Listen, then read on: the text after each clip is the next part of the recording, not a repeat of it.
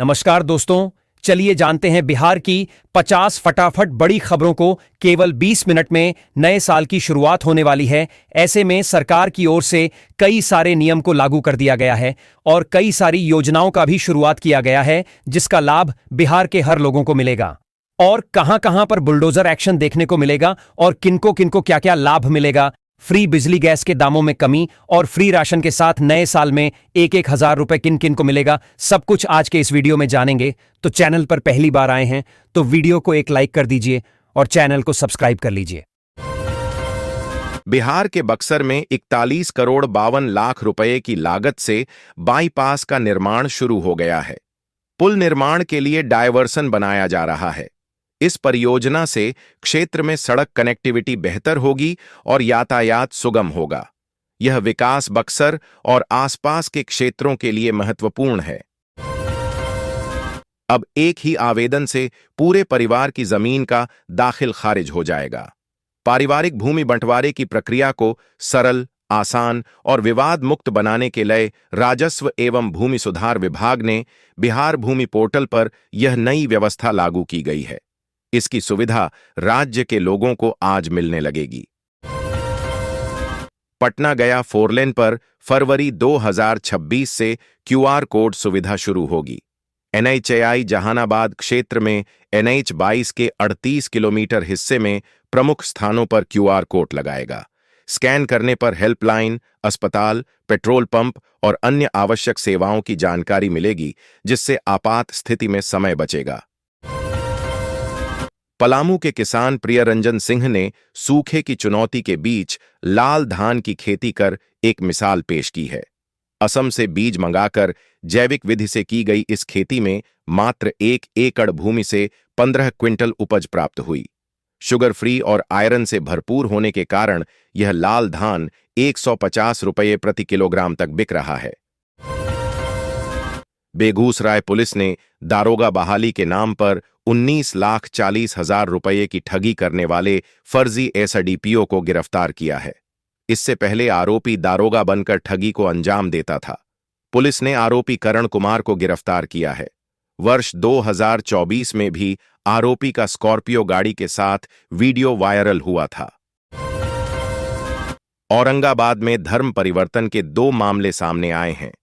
मदनपुर के खिड़ियावां गांव और सदर प्रखंड के रायपुरा मोड़ पर कथित रूप से धर्म परिवर्तन का आयोजन किया गया। सूचना मिलने पर ग्रामीणों और हिंदू संगठनों ने विरोध किया। पुलिस ने मौके पर पहुंचकर एक महिला और एक पुरुष को हिरासत में लिया है। नए साल से पहले शराबबंदी वाले बिहार में पुलिस ने अवैध शराब कारोबारियों के खिलाफ सख्त रुख अपनाया है। वैशाली के हाजीपुर में नदी के किनारे पुलिस ने 4 भट्टियों को ध्वस्त कर दिया और करीब 10,000 लीटर महुआ जावा नष्ट किया। यह कार्रवाई महनार थाना क्षेत्र में की गई, जहां लंबे समय से महुआ से देसी शराब बनाने का गैरकानूनी धंधा चल रहा था। बिहार के मुजफ्फरपुर में एक सरपंच की दबंगई सामने आई है। मछली कारोबार के विवाद में आरोपी सरपंच ने कटरा थाना के दारोगा को दौड़ा कर पीटा। जख्मी दारोगा का कटरा अस्पताल में इलाज कराया गया। SASP सुशील कुमार ने आरोपी के खिलाफ सख्त एक्शन लेने का आदेश दिया है। सरपंच फरार है, पुलिस उसकी तलाश कर रही है। बिहार के उप मुख्यमंत्री विजय कुमार सिन्हा ने कहा कि वे विभाग में रहते हुए बिना किसी दबाव के काम करेंगे। उन्होंने बिहार राजस्व सेवा संघ के अधिकारियों को अपमानित करने के आरोप को गलत बताया। सिन्हा ने कहा कि कुछ अधिकारी भू माफियाओं से मिले हुए हैं और चेतावनी के बाद अब उन पर कार्रवाई होगी। बिहार सरकार जमीन निबंधन में धोखाधड़ी को रोकने के लिए एक बड़ा कदम उठा रही है। अब प्लॉट के निबंधन के समय GIS मैपिंग की जाएगी, जिसमें अक्षांश देशांतर दर्ज किया जाएगा और तस्वीर अपलोड की जाएगी। इससे सत्यापन की प्रक्रिया आसान होगी और पारदर्शिता बढ़ेगी। मद्य निषेध, उत्पाद एवं निबंधन विभाग यह सॉफ्टवेयर तैयार कर रहा है। निबंधन से अब तक 6,20,000 से अधिक लोगों को ऑनलाइन डीड मिली है, जिससे नागरिक सुविधाएं बेहतर हुई हैं। मुजफ्फरपुर में PHID मंत्री संजय सिंह के भाई धनंजय कुमार के 5 लाख से अधिक के लेदर गुड्स ट्रेन से गायब हो गए। टाटा थावे एक्सप्रेस से हाजीपुर भेजे गए 12 कार्टन सामान 4 दिनों से लापता हैं। मंत्री ने रेलवे अधिकारियों से नाराजगी जताई और उनके निजी सचिव ने रेल मंत्री को पत्र लिखकर सामान बरामद करने का आग्रह किया है। रेलवे अधिकारी मामले की जांच में जुटे हैं। बिहार में ड्राइविंग लाइसेंस बनवाने की प्रक्रिया तेज और सुविधाजनक हो गई है। परिवहन विभाग के नए निर्देश के अनुसार ड्राइविंग टेस्ट पास करने वाले योग्य आवेदकों को 24 घंटे के भीतर चिप रहित लैमिनेटेड ड्राइविंग लाइसेंस उपलब्ध कराया जाएगा। इस फैसले से आम लोगों को लंबे इंतजार से राहत मिलेगी और सेवाएं बेहतर। पटना जंक्शन पर 16 जनवरी से एयरपोर्ट जैसी प्रीमियम पार्किंग व्यवस्था लागू होगी। इसमें आधुनिक सिस्टम, बूम बैरियर और नियंत्रित प्रवेश निकास होगा। यात्रियों को पिक एंड ड्रॉप के लिए 8 मिनट निःशुल्क मिलेंगे। नई व्यवस्था के तहत कार और बाइक पार्किंग शुल्क में काफी वृद्धि की गई है। इसका उद्देश्य सुरक्षित, सुव्यवस्थित सुविधा प्रदान करना और अवैध पार्किंग पर अंकुश लगाना है। डिजिटल टिकटिंग भी शुरू होगी। आध्यात्मिक गुरु सद्गुरु जग्गी वासुदेव ने बिहार विधानसभा चुनाव में एनडीए की जीत पर मुख्यमंत्री नीतीश कुमार को बधाई दी है। उन्होंने पत्र में कहा कि यह जीत बिहार की जनता के विश्वास का प्रतीक है और नीतीश कुमार के नेतृत्व पर लोगों का भरोसा कायम है। सद्गुरु ने मुख्यमंत्री के उज्ज्वल भविष्य और बिहार के विकास के लिए सही मार्गदर्शन की कामना की। मुख्यमंत्री ने 359वें प्रकाश पर्व में भी भाग लिया। बिहार के रोहतास जिले में कैमूर पहाड़ी के रोहतासगढ़ किले तक जाने के लिए बन रहे रोपवे का ट्रायल के दौरान गिरने का मामला सामने आया है। यह रोपवे नए साल के पहले दिन जनता के लिए खोलना था, लेकिन ट्रायल के दौरान ही इसकी खराबी सामने आ गई। इस परियोजना में लगभग 13 करोड़ 65 लाख रुपए की लागत लगी है और यह 6 वर्षों से चल रही थी। पटना के बीएन क्लब में 3 दिवसीय south Asian ball badminton championship शुरू हुई। उद्घाटन मैच में भारतीय महिला टीम ने नेपाल को हराया, जबकि पुरुष टीम ने प्रदर्शनी मैच में श्रीलंका को मात दी। विधान परिषद के सभापति अवधेश नारायण सिंह और भारतीय बॉल बैडमिंटन महासंघ के अध्यक्ष प्रो नवल किशोर यादव ने उद्घाटन किया। उन्होंने खिलाड़ियों को प्रोत्साहन और खेल के विकास पर जोर दिया।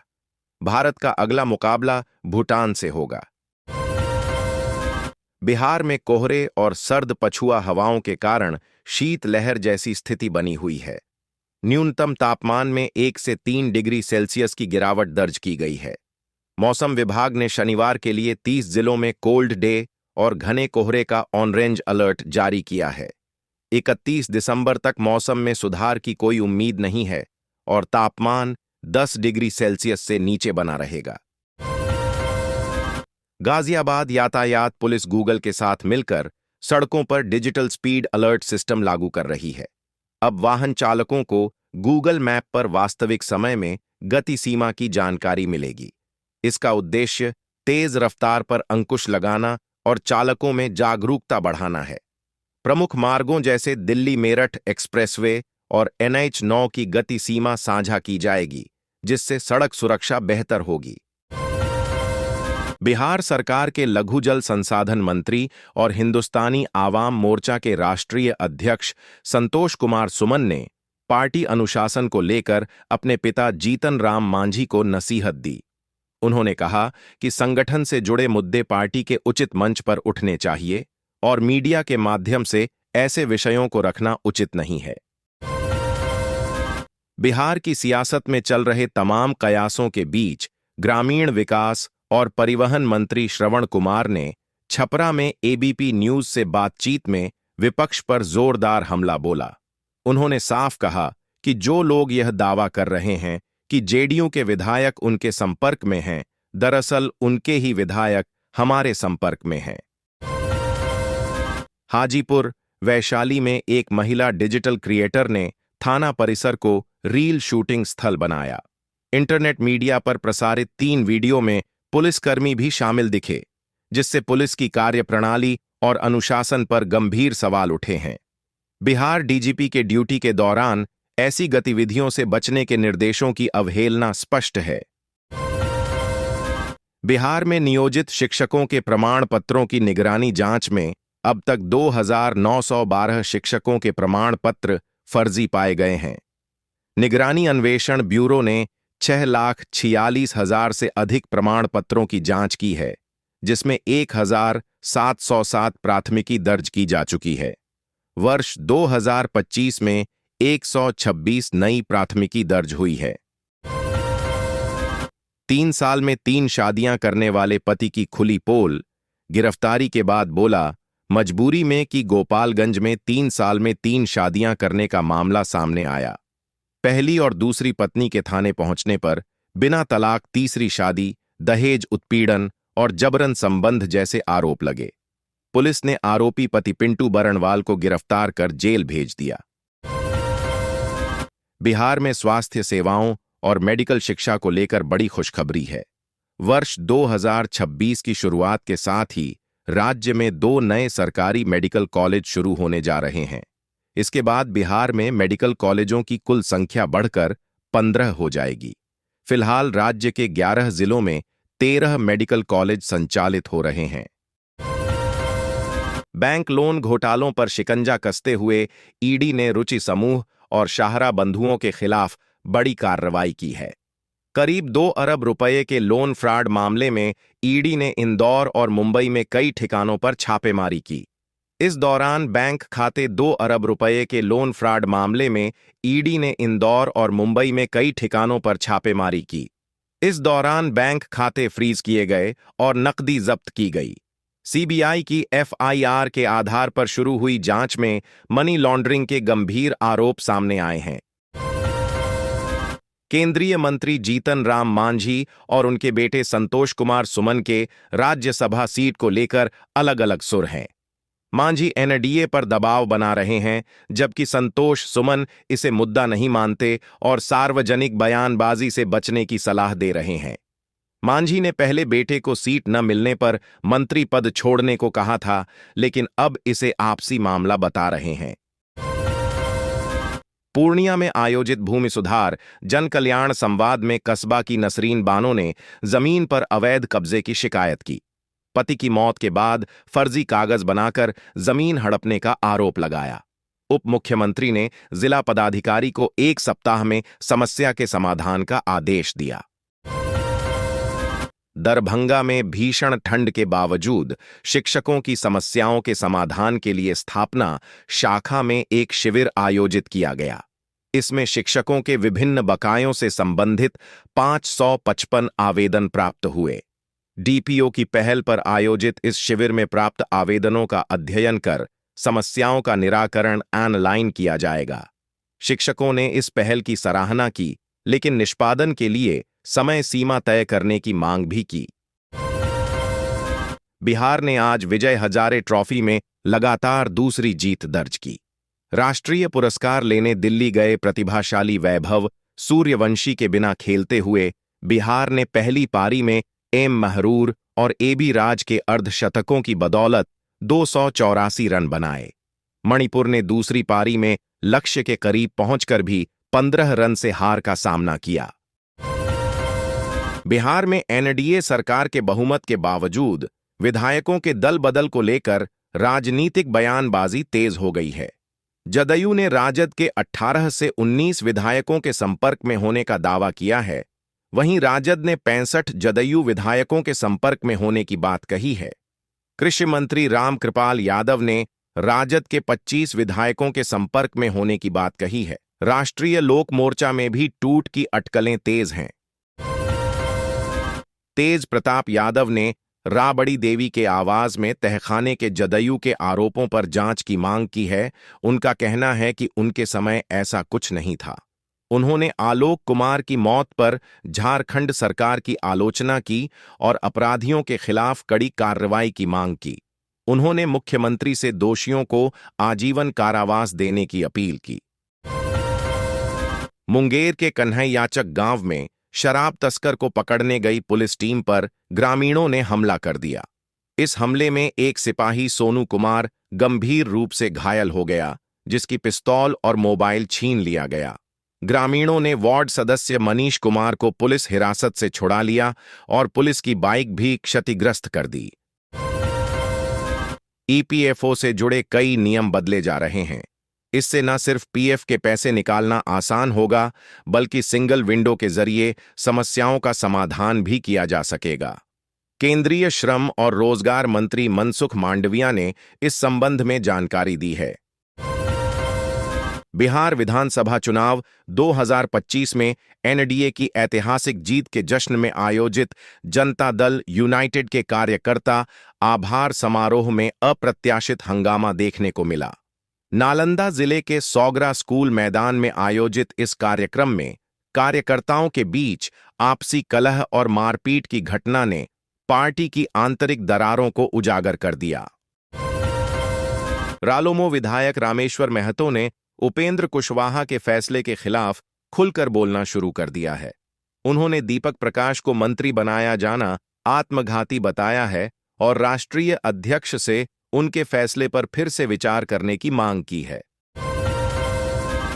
परियोजना में एक सर्ज शाफ्ट, एक प्रेशर शाफ्ट और एक भूमिगत पावर हाउस शामिल है, जिसमें दो 130 मेगावाट की इकाइयां होंगी।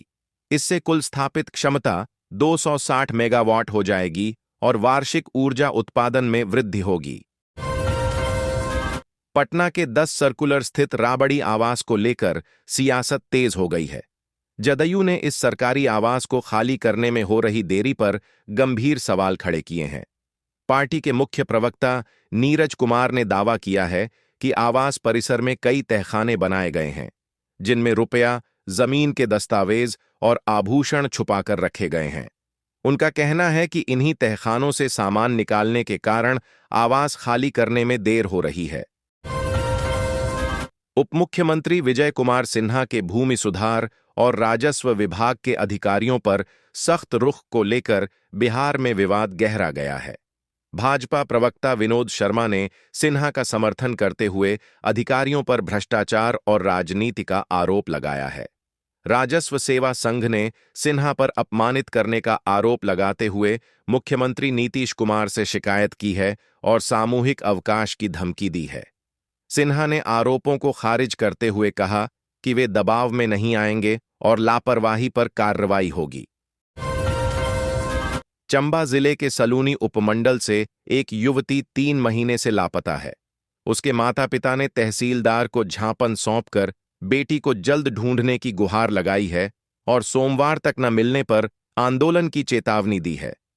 पुलिस ने एक शिक्षक को गिरफ्तार कर 12 से अधिक लोगों से पूछताछ की है। चमेरा जलाशय में भी तलाशी अभियान चलाया गया, पर कोई सुराग नहीं मिला। युवती जिला मुख्यालय में कंप्यूटर की पढ़ाई कर रही थी।